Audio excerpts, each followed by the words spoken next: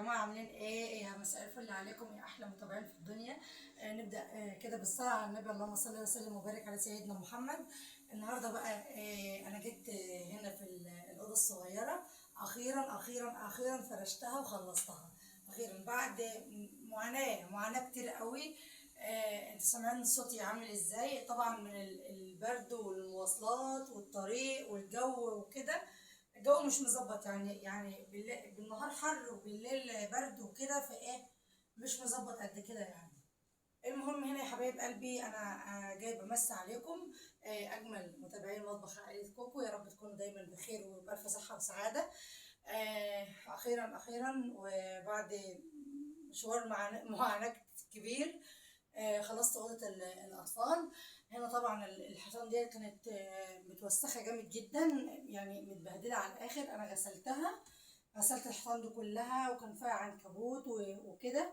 الكرتونه اللي فوق دي كرتونه الشاشه، انا علقت الشاشه دي هنا كده، علقتها هنا اهي.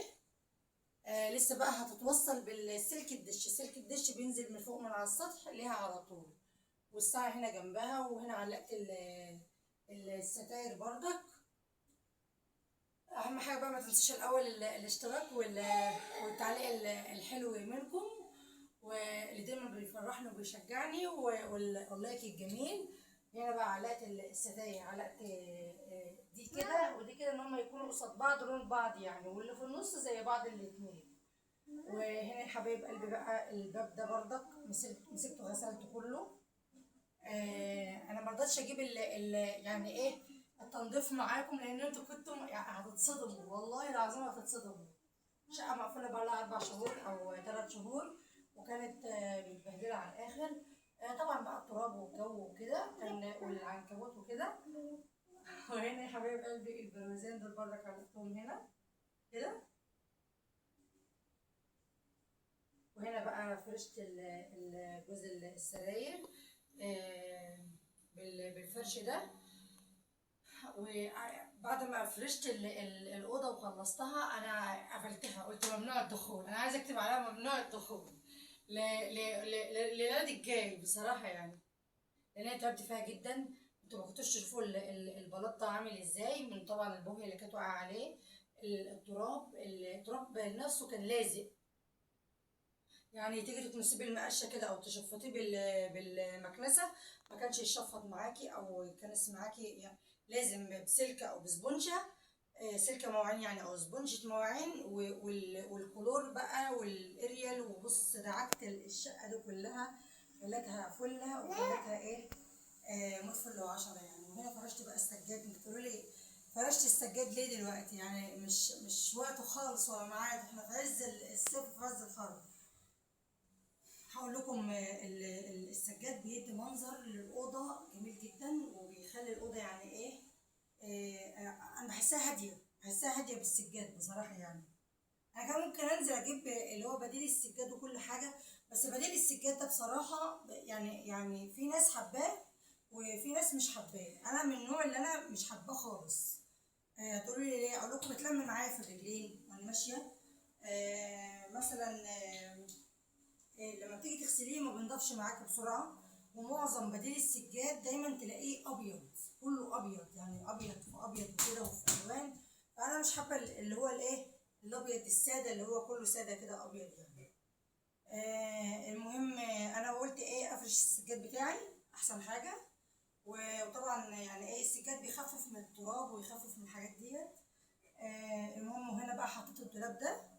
طبعا رصيت هدوم فيروز فيه، ورصيت الملايات والدفايات بقى، وحطيت فيه بقى الحفان الصغيرين، وحطيت فيهم البطانية الصغيرة.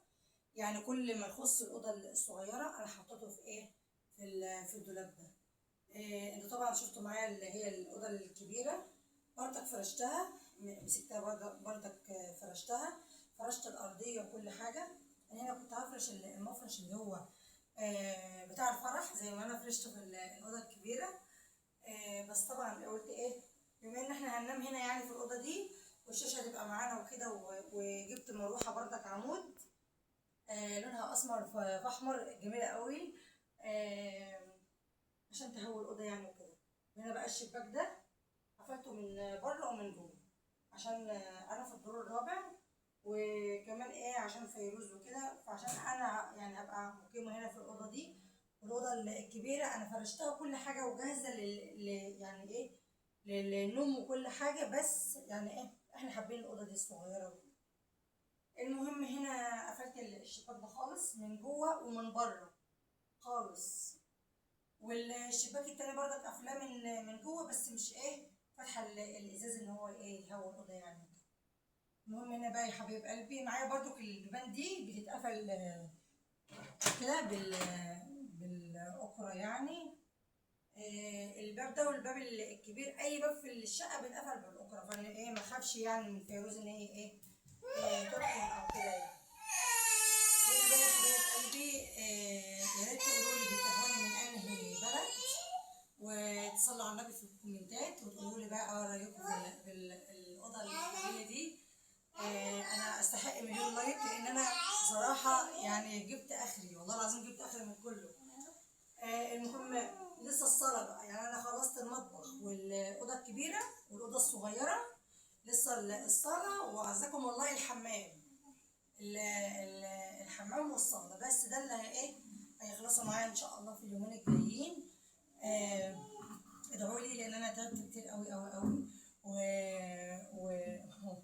وزي ما انتوا سمعت صوتي عفوا صوتي مش طالع، بس يعني ايه اهو بحاول اطلع مني حاجه يعني. المهم هنا بقى يا حبايب قلبي ايه رايكم بقى في الاوضه الجميله ديت العظيمه ديت. هنا انا علقت الشاشه هنا عشان ايه الدولاب هنا كنت انا عايزه احطها هنا، بس مفيش مكان ناحيه الدولاب، يعني المسافه ما بين الباب والدولاب قليله جدا قليله جدا، عشان كده مش عارفه احط الايه الشاشه هنا يعني، فحطيتها هنا يعني ايه اسلم حل ان هي تكون هنا، لان احنا طبعا هنكون ايه على السرير ده او ده عادي، بس ايه حباها هنا اكتر حاجه. قولوا لي ايه رايكم في مكانها، تبقى هنا ولا هنا؟ قولوا لي لو كده يعني ايه شوفوا بقى رايكم ايه في مكانها. لو كده ايه انقلها من هنا لهنا، بس البلاويز دي شكلها اشيك وهي هنا، ان هي تكون ايه في داخلة الباب كده في داخلة الاوضه. لو الكاميرا تجيبها معايا اهي.